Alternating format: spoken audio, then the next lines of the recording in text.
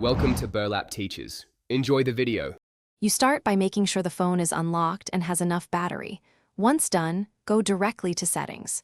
You need to be ready to authenticate, so have your PIN, pattern, or password available. Android will prompt for it.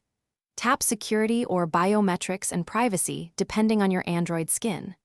Now locate Fingerprint or Fingerprints and tap it to enter the fingerprint management screen. This gets you to the editable list of registered prints, so you can begin removal immediately. You'll now see a list of registered fingerprints. Tap one to select it. The phone will ask you to confirm your identity with the PIN, pattern, or password. Do that to proceed. Once authenticated, press Remove or Delete for that fingerprint. Repeat this process for every fingerprint you want gone. Make sure to check any secondary security areas like Smart Lock or Device Administrators if fingerprints still appear. Removing all entries ensures the sensor no longer accepts biometric unlocks. Finish by restarting the device to ensure settings apply. This clears temporary caches that can cause remnants.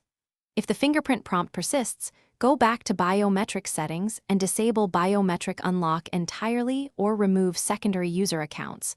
Those can reintroduce fingerprints. As a last resort, back up your data and perform a factory reset. This removes lingering biometric profiles. If you run into errors, verify you used the correct password during removal.